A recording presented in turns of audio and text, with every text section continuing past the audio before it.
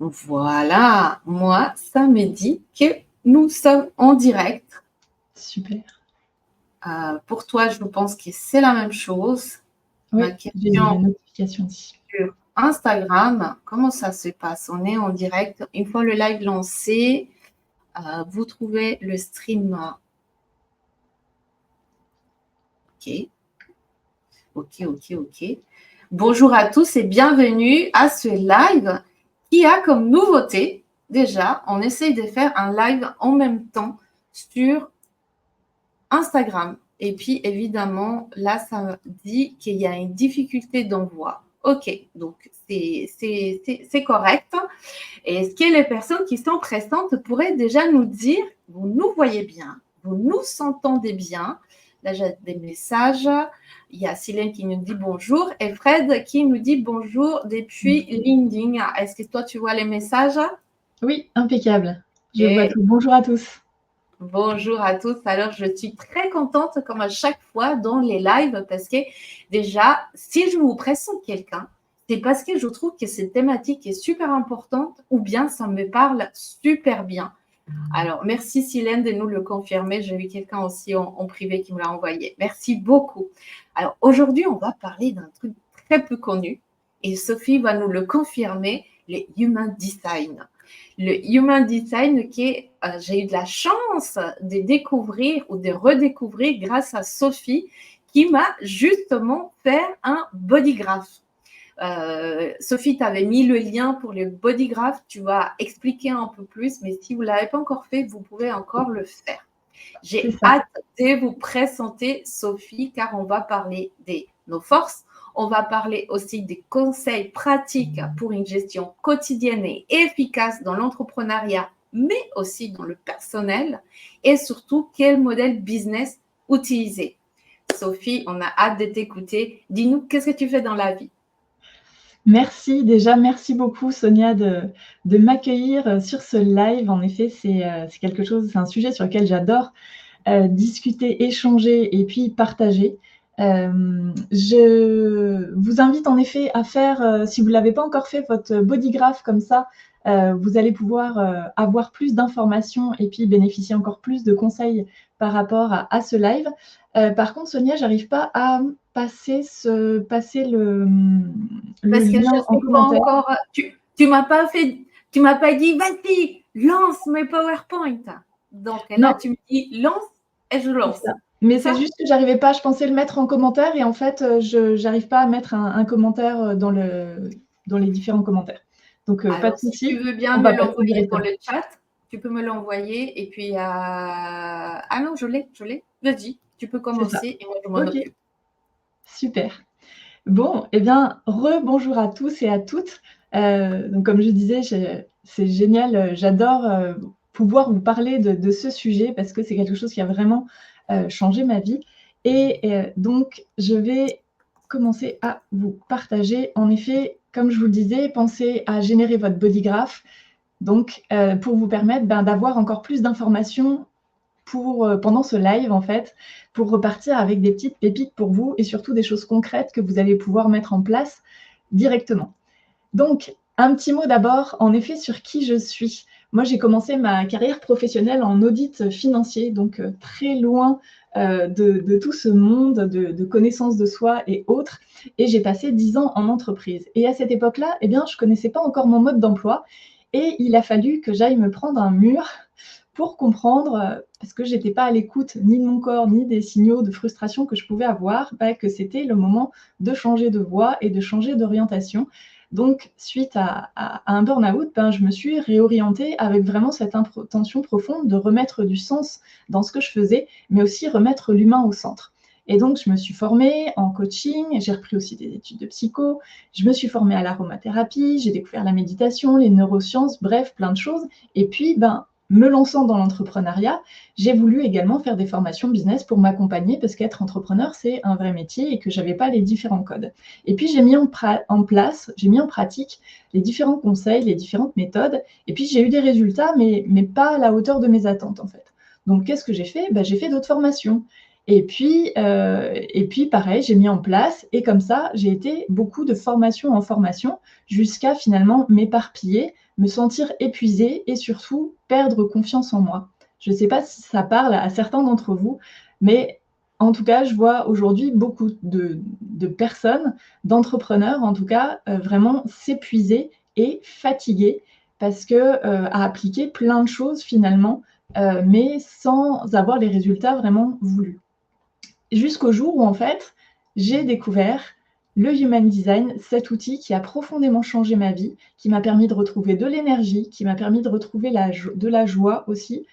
Et je me suis dit, et en découvrant mon Human Design, j'ai vu aussi que j'étais profil 1-4, comme je vous le mets sur cette slide. Et le profil 1-4, c'est à la fois cette notion d'expertise, mais cette notion de partager ses trouvailles et ses recherches avec son réseau.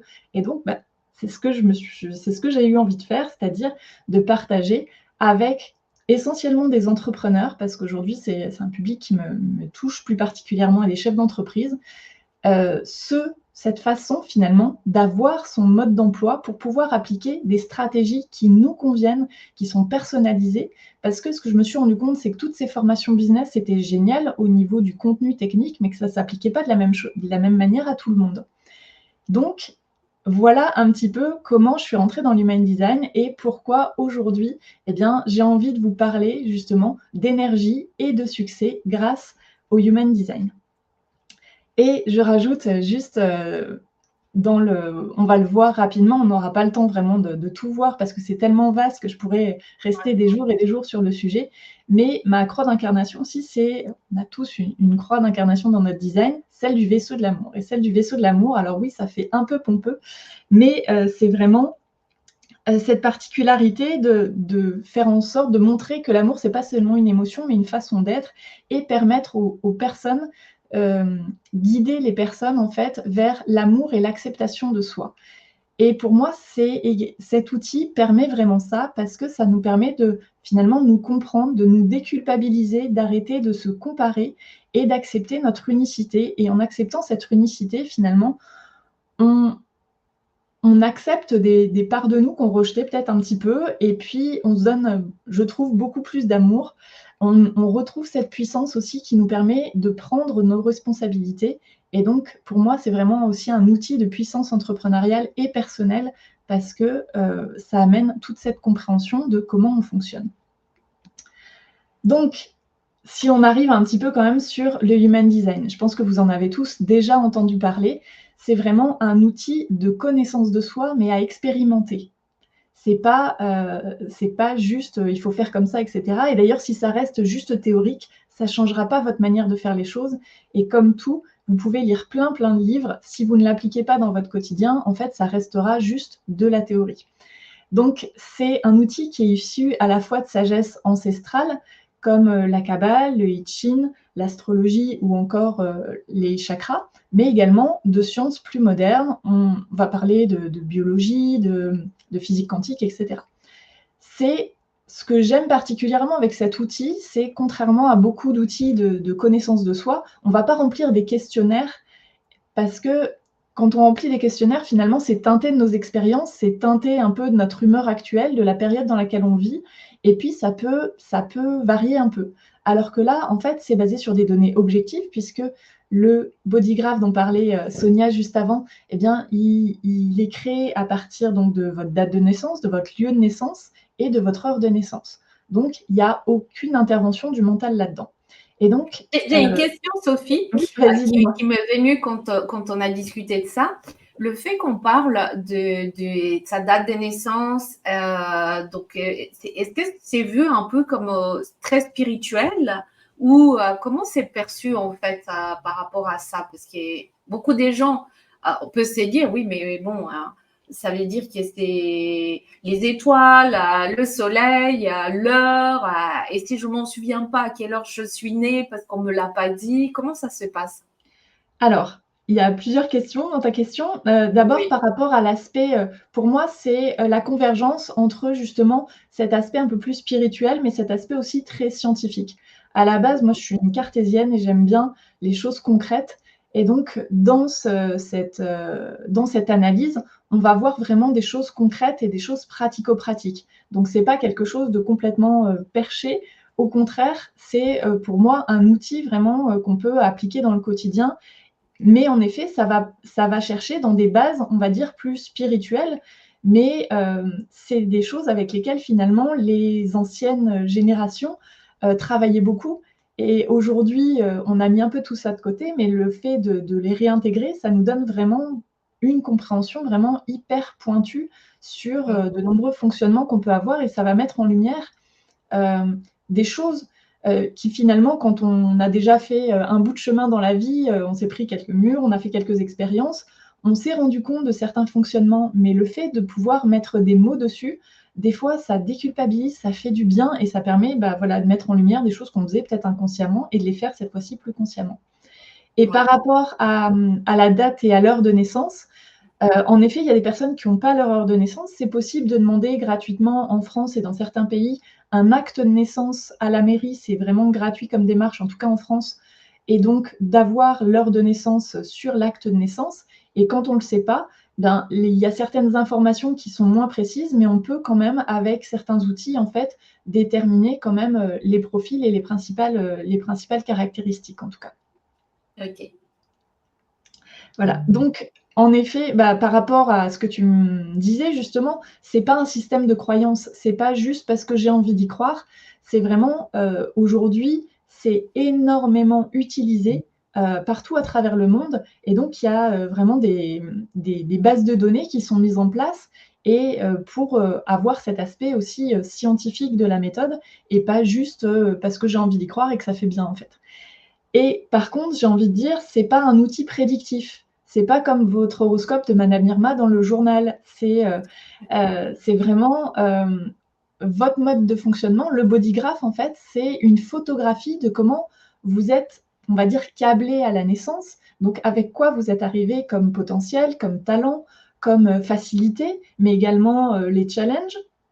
Et puis, ce qui est plus simple à faire pour vous, mais on va le voir, ça va parler vraiment de nombreux aspects, ça va couvrir énormément de choses. Donc, voici à quoi ressemble le bodygraph et vous pouvez voir en effet que, il y a des choses que vous pouvez reconnaître, notamment les planètes ou alors les centres qui s'assimilent un petit peu, aux chakras. Mais en tout cas, c'est quelque chose de très complexe et on a énormément d'informations qui sont disponibles.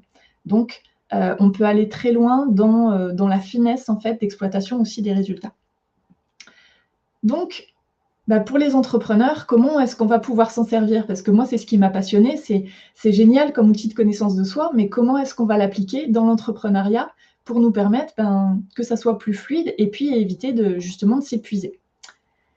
Donc, on va parler des bénéfices et de tout ce que ça peut apporter. Pour moi, il y a déjà la base pour tout, c'est le niveau physique. C'est-à-dire qu'un entrepreneur qui a pas d'énergie, il va pouvoir, s'il veut mettre en place des choses, il va pouvoir faire tout ce qu'il veut, ça va être compliqué de mettre les choses en place. Donc c'est la première chose que ça va pouvoir apporter. Le fait de connaître son type, par exemple, ça va permettre de savoir comment gérer sa propre énergie, mais aussi ça va donner des informations au niveau du sommeil ou alors sur les habitudes qui vous conviennent. Est-ce que c'est mieux pour vous d'avoir une routine ou de pas en avoir? Quel type d'alimentation, c'est bien pour vous? L'autre jour, je disais dans une analyse à une cliente, je disais: «Mais en fait, par rapport à ton analyse, toi, c'est bien que tu manges très léger ou quasiment pas pendant la journée, vraiment des toutes petites collations pour pas surcharger ton corps parce que sinon il va être épuisé et par contre que tu fasses un gros repas le soir». Elle me dit: «Mais ça me fait tellement du bien ce que tu me dis parce qu'en fait, tous les soirs quand je rentrais, j'avais super faim, mais comme on m'a toujours dit en fait que le repas le plus important de la journée, ça devait être le matin, en fait, je culpabilisais un peu de manger le soir». Alors qu'elle, pour que son organisme fonctionne bien, il faut qu'elle prenne un repas important le soir pour qu'elle puisse avoir de l'énergie toute la journée le lendemain. Donc c'est dans des petites choses comme ça, mais qui peuvent changer beaucoup pour vous. Et puis également, on peut voir le type d'environnement dans lequel vous vous épanouissez le mieux et ce qui peut être aussi important, surtout si vous travaillez chez vous ou si vous êtes en déplacement, de pouvoir faire quelques petits ajustements.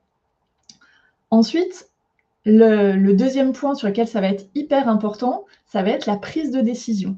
Parce que justement, grâce à l'identification, quand on identifie notre stratégie et notre autorité, on va savoir notre mode de fonctionnement pour prendre des décisions alignées. C'est-à-dire qu'on a un GPS interne qui sait, en fait, la direction à prendre pour nous et qui nous indique comment suivre la bonne direction. Mais par contre, on n'a pas appris à l'écouter parce que depuis tout petit, eh bien, on nous dit qu'il faut réfléchir, qu'il faut analyser, qu'il faut prendre des décisions de façon logique. D'ailleurs, à l'école, on nous montre comment appliquer la logique et comment faire des raisonnements. Mais en fait, la façon dont notre corps est constitué, dont nous sommes constitués pour prendre des décisions, c'est jamais avec la tête. Et donc, à partir du moment où on commence à suivre cette autorité interne et à s'écouter pour prendre des décisions, alors oui, à un moment, c'est inconfortable parce que ça nous fait changer d'habitude quand on a eu beaucoup l'habitude de fonctionner avec notre tête. Mais par contre, on se rend compte que les choses sont beaucoup plus fluides et on arrête de forcer. Et aussi, on arrête de stresser à se dire: «Mais est-ce que j'ai pris la bonne décision?» ou finalement, est-ce que c'est pas la bonne?» Et à faire des listes interminables de pour et de contre en se prenant la tête.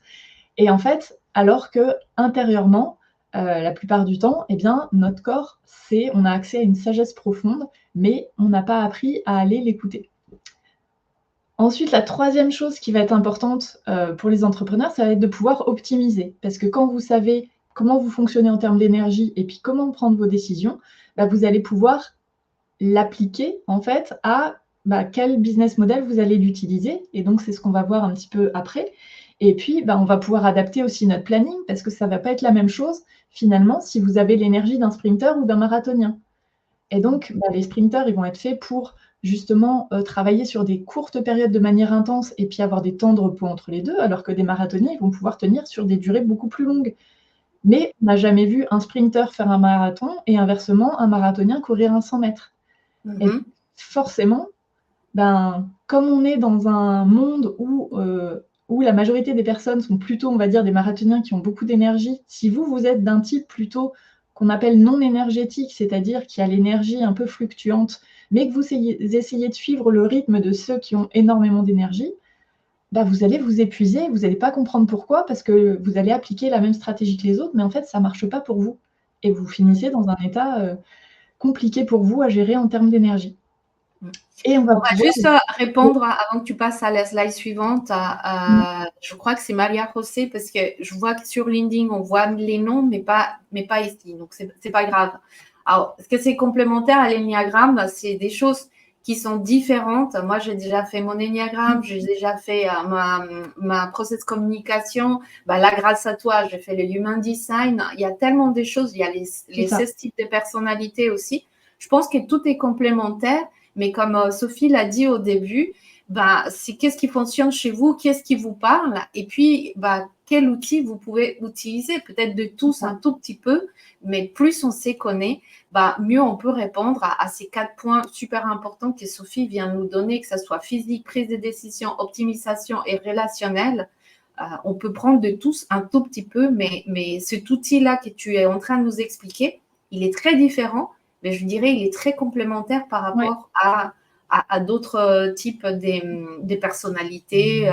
Et notamment l'énéagramme, pour le connaître un peu. Alors, je ne connais pas, mais j'ai une amie qui est experte en énéagramme aussi, et on échange beaucoup. Et elle-même, ça lui a apporté en fait d'autres angles de vue et d'autres informations qu'elle n'avait pas non plus via cet outil-là. Donc, en effet, pour moi, c'est super complémentaire, les différents outils et les différentes approches pour justement mieux se connaître. Voilà. Et donc, ça va nous permettre aussi, on va pouvoir voir aussi, justement via les profils, via certaines indications, informations, aussi quelles sont les meilleures stratégies de communication pour nous, quelles sont les meilleures stratégies d'acquisition client ou de marketing, plutôt que d'essayer 36 000 choses et puis faire par essai-erreur, etc.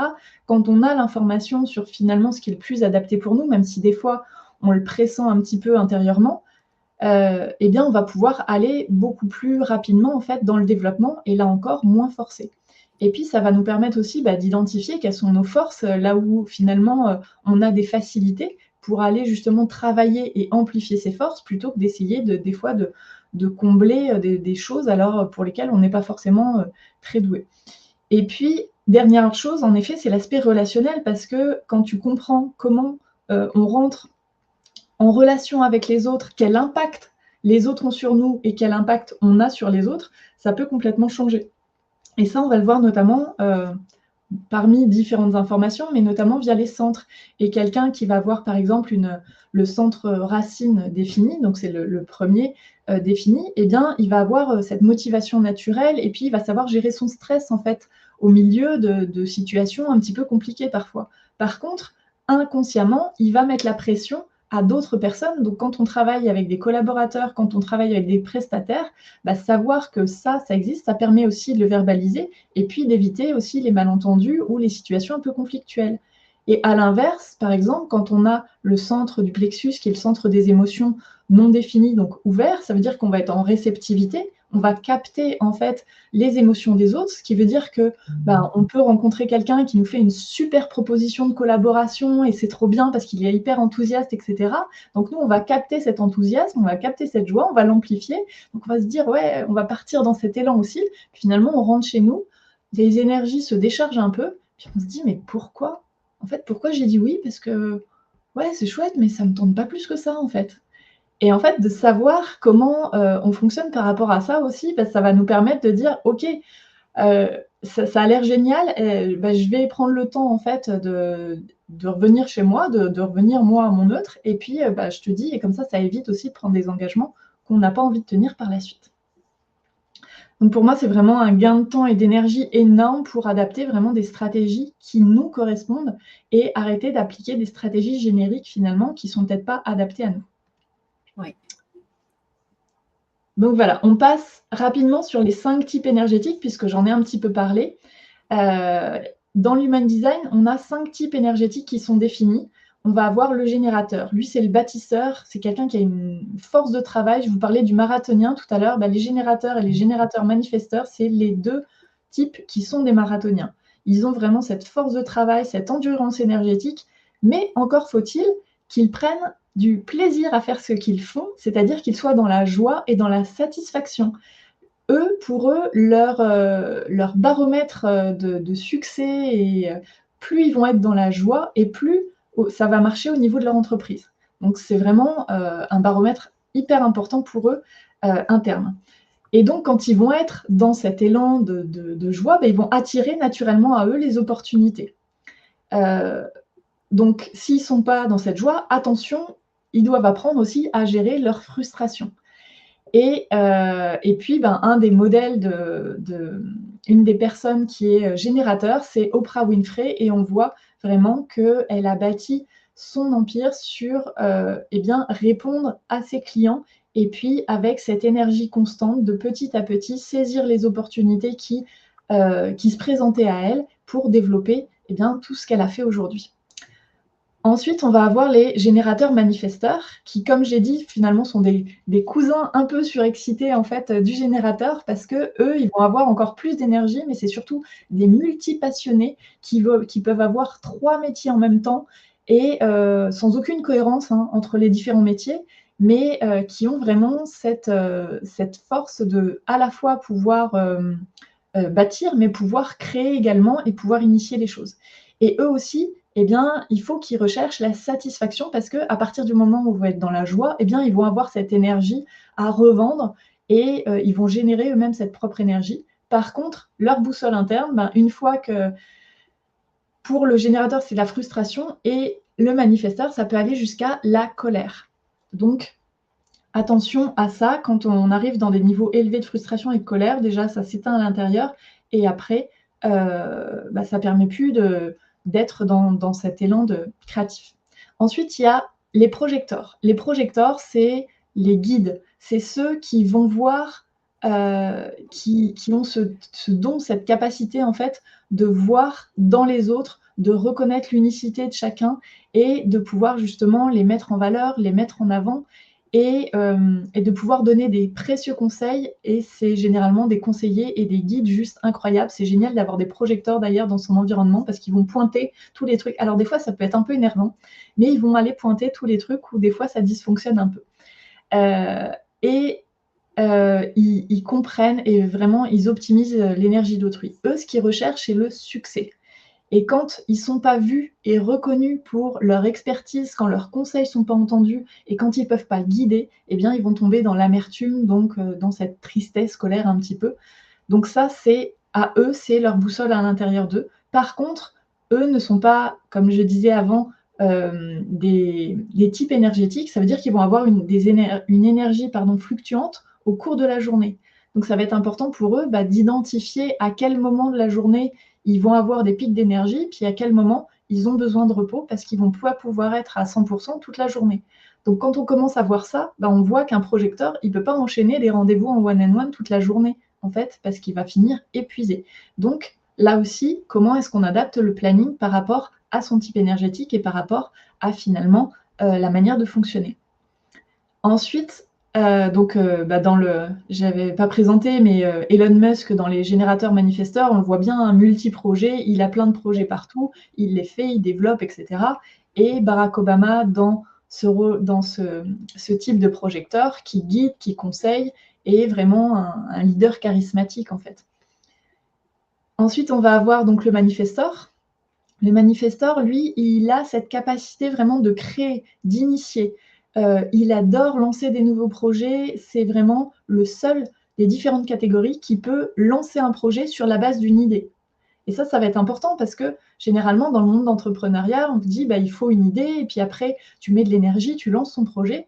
Non, en fait, ça, on va le voir sur la slide d'après, c'est juste la capacité du manifestor. Donc, ça veut dire que tous les autres, il faut qu'ils aient une stratégie un petit peu différente. Ça ne veut pas dire qu'ils ne pourront pas développer leur entreprise, ça veut dire qu'il faut qu'ils adaptent en fait leur manière de développer à la manière dont ils fonctionnent. Et donc, pour les manifesteurs, ils vont avoir cette puissance créative et donc ils vont avoir de l'énergie pendant qu'ils sont dans ces cycles créatifs. Par contre, après, pouf, ils vont avoir des downs énergétiques. Il faut qu'ils apprennent aussi à respecter ces temps de pause justement entre les différentes idées. Et donc, eux, ce qu'ils recherchent, c'est la paix. Ils veulent faire ce qu'ils veulent quand ils veulent. Donc, là encore, s'ils ont des engagements à long terme avec des clients, etc., on le verra après dans les business models, ça va être un peu crispant pour eux. Et donc, ça peut les amener jusqu'à la colère. Et puis, enfin, on a le réflecteur qui, lui, a, comme son nom l'indique, c'est le miroir. Il reflète, en fait, il révèle ce qui se passe dans son environnement, puisqu'il capte tout ce qui se passe, aussi bien au niveau des gens, de l'environnement, etc. Et il va pouvoir montrer, justement, c'est un peu le baromètre de l'environnement. Et ça va permettre de refléter tout ça. Lui, il recherche la surprise et par contre, il doit apprendre à gérer sa déception. Et lui, son énergie va fluctuer en fonction de l'endroit où il se trouve. Donc là encore, si on a des entrepreneurs qui sont réflecteurs, ça va être important de travailler sur l'environnement dans lequel ils travaillent, les personnes avec qui ils sont en relation, etc.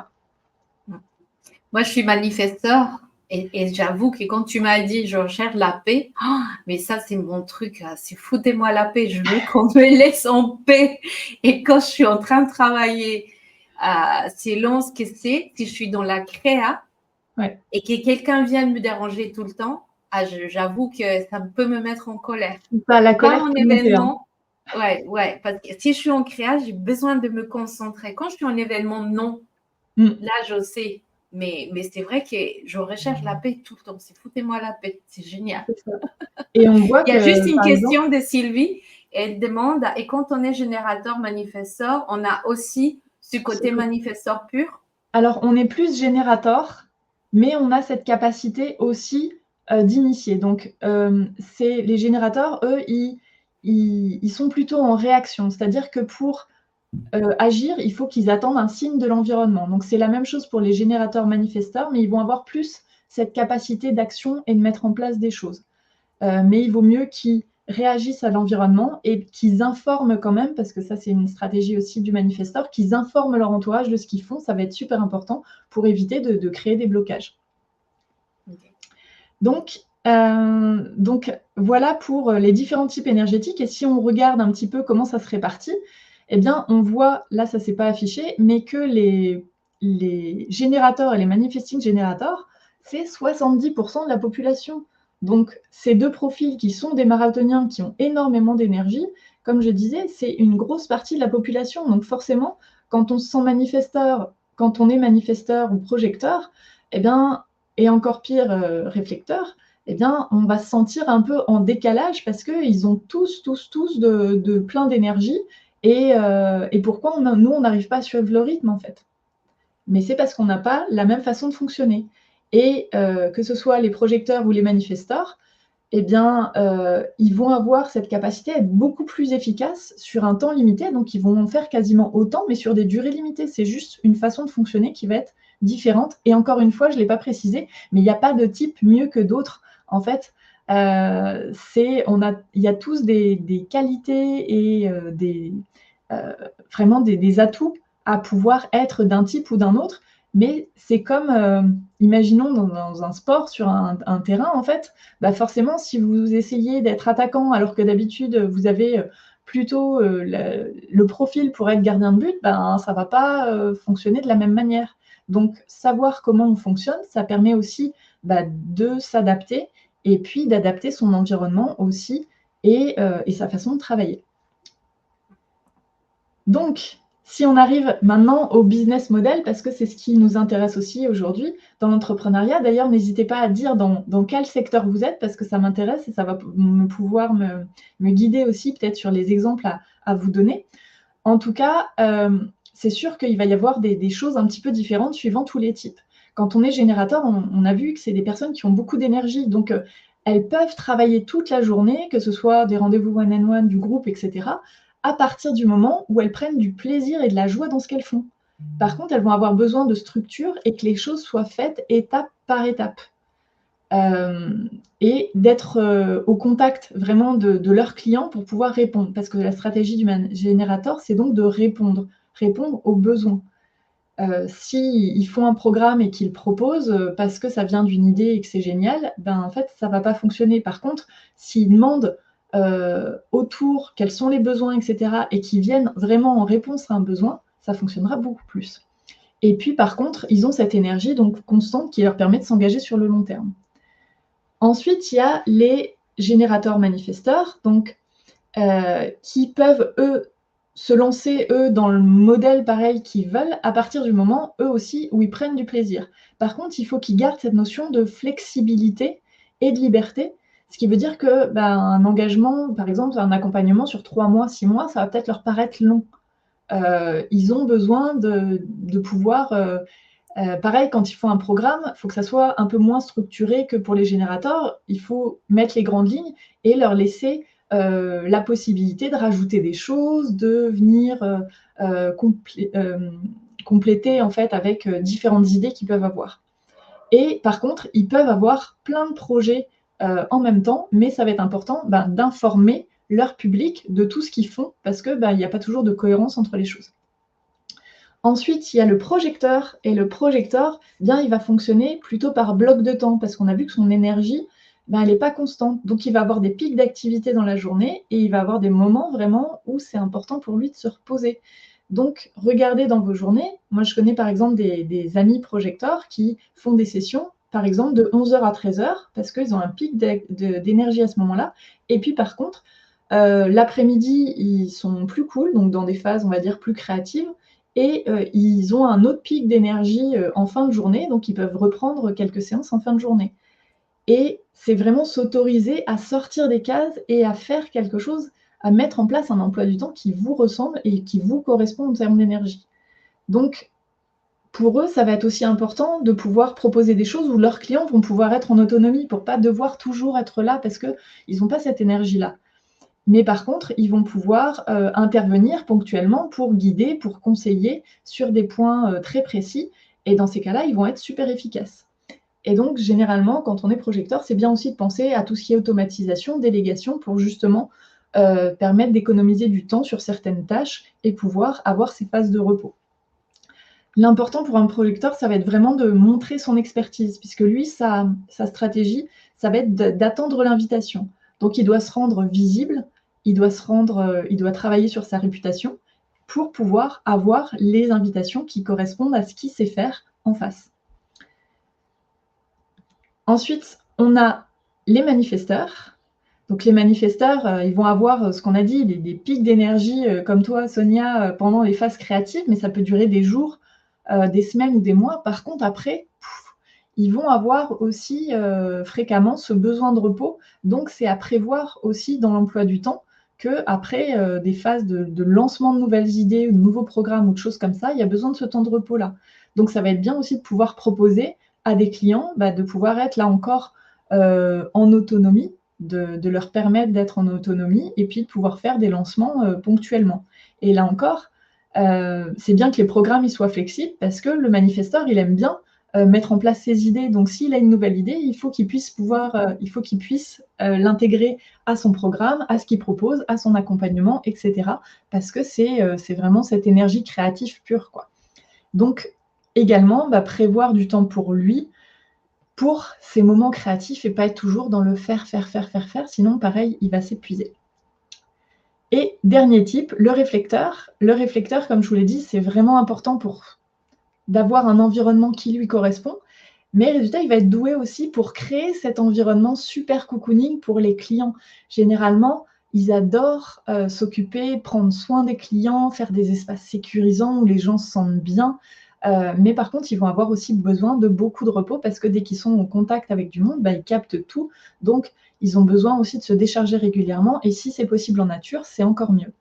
Et ils aiment créer la surprise, l'émerveillement en fait dans leur programme. Ils aiment rajouter des choses, etc. Pour justement prendre soin au mieux de leurs clients et les chouchouter. Et donc, ça va être vraiment les champions des offres sur mesure parce qu'ils captent tellement ce dont les gens ont besoin qu'ils peuvent identifier exactement dans leurs offres ce qui va leur permettre en fait de satisfaire les clients au mieux. Donc, on voit que finalement, vraiment, en fonction du type énergétique, on ne va pas avoir la même approche. Et ça peut donner des premières pistes. Après, il y a d'autres éléments dans l'analyse Human Design qui vont permettre de faire ça. Mais en tout cas, ça donne des pistes. Donc, voilà un petit peu sur des premiers éléments concrets que vous allez pouvoir mettre en place, vous, dans votre business pour respecter votre énergie, respecter votre mode de fonctionnement et avoir plus de fluidité et, comme je disais, plus de succès aussi, de manière fluide et sans forcer. Voilà, je ne sais pas si tu as d'autres questions, s'il y avait d'autres questions par rapport à… Alors, là, j'ai Viviane qui dit je suis générateur, je me reconnais dans la plupart des descriptifs, mais pas important d'être au contact avec ses clients. En fait, il faut regarder, pour le générateur, c'est regarder ce qu'il met en joie. Donc, en effet, si le fait d'être au contact avec ses clients, ce n'est pas quelque chose qui met en joie, peut-être on voit aussi dans l'Human Design, dans certains aspects, qu'il y a différents profils entrepreneuriaux. Et en effet, il peut y avoir des personnes qui préfèrent mettre en avant les services, il va y avoir des personnes qui vont préférer organiser, planifier, etc. Par contre, pour les générateurs, c'est important, en fait, de venir en réponse à un stimuli extérieur, à un besoin, à quelque chose, et pas que ça parte juste de nos idées propres, parce qu'on n'a pas cette capacité en fait de manifester exactement ce qu'on veut. Donc, il faut un peu lâcher prise sur le fait qu'on veut que tout soit comme ce qu'on aimerait que ça soit, et plutôt venir en réponse aux opportunités en fait qui nous sont présentées. Ok. Et puis, on a Sylvie qui dit que tu l'as convaincue qu'elle va faire son polygraphe. Donc, je lui ai déjà partagé ton lien. Après, on a… Oui. Oui, non, je disais justement, en fait, pour les personnes aussi qui veulent aller plus loin, parce qu'en effet, il y a tellement de choses, etc., que vous pouvez, en fait, faire votre analyse complète. J'ai fait une offre justement juste pour ta communauté, pour toutes les personnes qui ont envie d'aller plus loin. Je propose en 3 rendez-vous justement de 45 minutes pour pouvoir explorer vraiment tous les aspects, mais vraiment liés à l'aspect business. Et puis, il y a tous les replays, et puis toutes les personnes qui veulent bénéficier aussi. Pour l'instant, il n'y a pas de livret, mais elles auront un livret vraiment spécifique qui leur décrit les principaux éléments de leur fonctionnement. Ok. Là, on a cette personne qui dit, il paraît que je suis projecteur, mais je me sens mixée avec réflecteur. Alors, le réflecteur, en fait, antithèse d'un leader, c'est pas forcément le leader. Je vais revenir sur la description. Hop. C'est pas forcément leader au sens de je prends forcément le pouvoir. C'est aussi je sais donner des conseils vraiment hyper pertinents et guider les personnes. Et en fait, c'est vraiment cette expertise qui fait qu'on me reconnaît comme leader. C'est pas moi qui me déclare comme leader, c'est on me reconnaît comme leader parce que j'ai cette expertise. après, les projecteurs sont aussi très sensibles à leur environnement parce que, dépendamment des différents centres qui sont définis ou non, ils vont énormément capter de choses aussi. C'est ce qui les rend aussi, on va dire, percutants dans leur analyse parce qu'ils captent énormément de choses aussi. Donc en effet, ça peut être, un petit peu, il peut y avoir de la confusion, mais quand on est projecteur, on a cette capacité, à, à communiquer et puis à donner nos conseils. Par contre, en effet, la stratégie pour un projecteur, c'est d'attendre d'être invité parce que quand on donne nos conseils et que la personne en face n'est pas prête à les recevoir, eh bien, la plupart du temps, on est mal reçu et donc on ne comprend pas pourquoi. Mais ça nous paraît tellement évident et la personne ne veut pas l'entendre et ça peut amener vraiment on va dire, cette amertume justement ou cette colère intérieure un peu de dire mais je ne suis pas compris et en plus mon rôle normalement c'est de conseiller et puis je ne peux pas le faire parce que les gens ne me reconnaissent pas comme quelqu'un de pertinent. Ouais. Je crois que c'est Maria José, puis ça lui va très très bien ce que tu viens de lui dire, Super. mais ça ne s'affiche pas son nom. Alors Viviane, ça lui parle bien. Et puis là, on a Laetitia qui nous dit « Merci infiniment Sophie, ça donne vraiment des pistes sur ce que je peux m'autoriser à mettre en place en raison de ma personnalité. Est-ce que je peux travailler pour être en accord avec moi ?» Ah non, et ce que je peux travailler, c'est pas une question. Pour en être en accord, oui, ouais. tout à fait. Ouais. Moi, je trouve ça vraiment très, très, très intéressant. Il est à 40. On peut laisser 3 minutes de plus si vous avez des questions. J'avais mis aussi, si vous voulez poser d'autres questions par la suite, j'ai fait un Google Form. N'hésitez pas à poser des questions. Je peux vous répondre, soit je vous répondrai moi via les réseaux sociaux. Tu as le lien du Google Form, comme ça je le partage. Alors j'ai le lien aussi, je te le mets dans le… Hop. Ouais. Je te le mets dans le… Donc, soit vous écrivez directement, soit vous laissez les messages sous le post. En dessous, et puis je prendrai le temps également d'y répondre. Ouais. Hop. Voilà, je l'ai. Donc, je vais vous le partager. Vous avez le lien pour faire le bodygraph. Je vous ai envoyé le lien pour prendre rendez-vous avec Sophie et profiter de cette offre jusqu'au 30 juin. Alors, je sais pas si… Dis-moi. Oui, là, je crois que le lien, c'est tout bon. Impeccable. Et puis, là, je suis en train de le coller. Et celui-ci, c'est un Google Form pour les questions, c'est ça? Pour poser des questions, si vous voulez poser des questions, si vous avez des questions maintenant ou si vous en avez d'autres qui viennent par la suite, soit je vous y répondrai sur mes réseaux sociaux, ça me donnera l'occasion justement, comme ma stratégie, comme je suis générateur, ça me donnera l'occasion de vous répondre et puis d'amener du contenu. Soit, si c'est des choses un petit peu plus particulières vous concernant, à ce moment-là, eh bien, on prendra le temps d'un appel pour aller voir un petit peu plus en détail les choses vous concernant.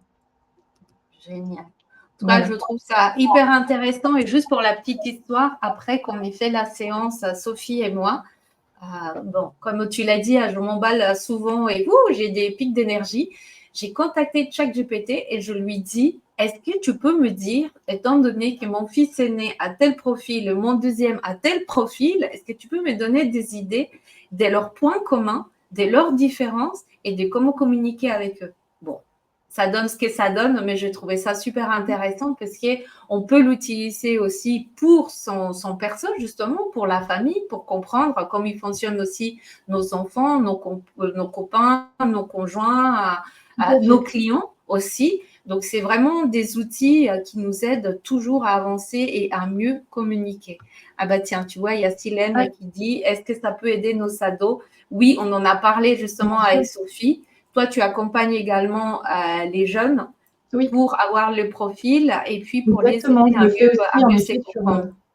Tout à fait, je le fais aussi sur des enfants et je le fais aussi sur justement, soit des couples, soit des relations professionnelles pour savoir justement les endroits où en effet, ça va être hyper complémentaire et puis les endroits où il peut y avoir un peu des frictions parce que quand on travaille de manière assez proche avec certains partenaires d'affaires, c'est bien de se connaître aussi justement pour savoir communiquer, pour savoir quel impact on a l'un sur l'autre et puis justement quelles sont potentiellement les zones de friction où il peut y avoir un petit peu de conflit de temps en temps.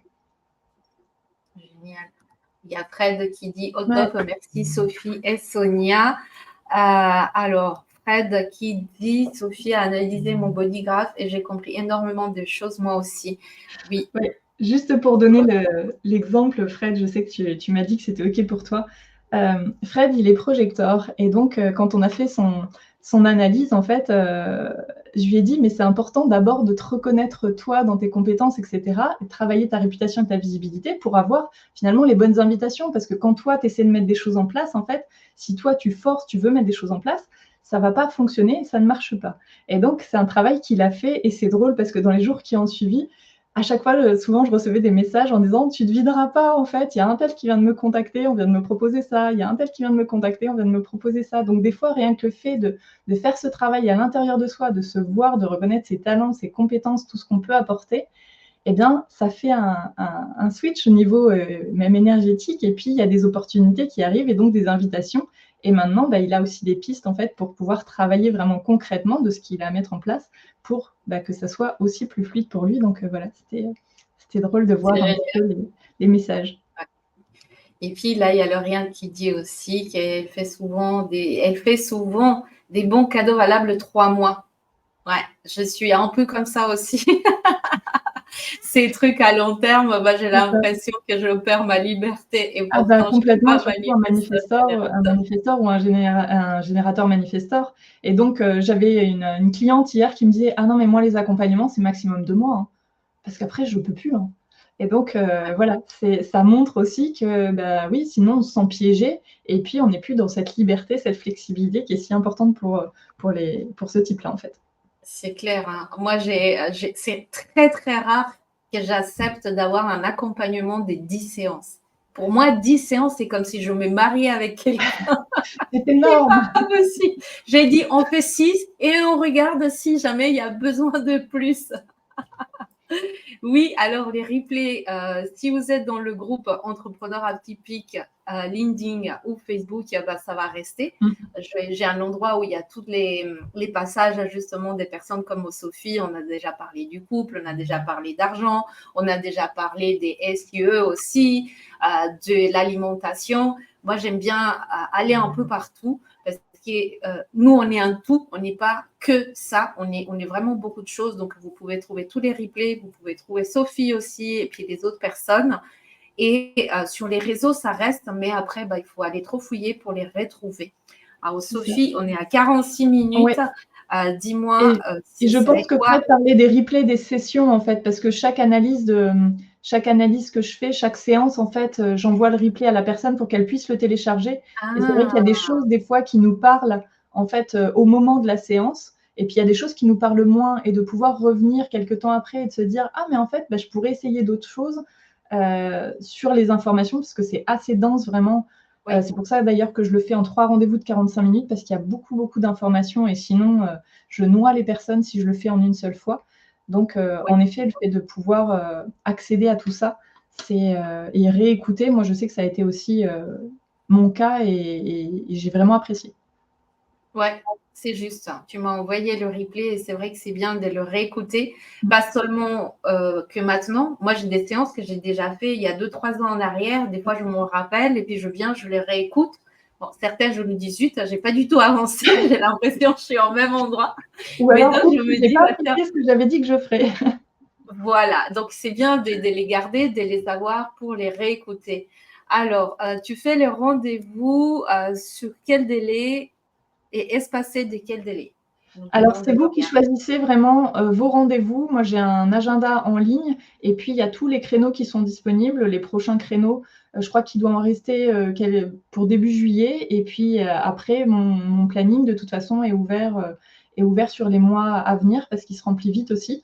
Donc, n'hésitez pas à prendre les dates qui vous arrangent et puis, à fixer vraiment le délai, qui est juste pour vous, en fait. Moi, j'ai pas de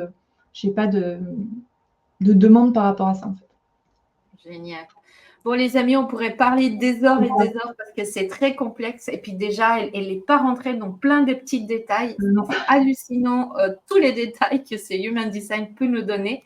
Mais bah, il faut qu'on vous laisse aller manger. Et puis, il faut aussi que vous preniez le temps de réécouter ce replay déjà, d'aller faire des recherches, de contacter Sophie et d'aller plus loin.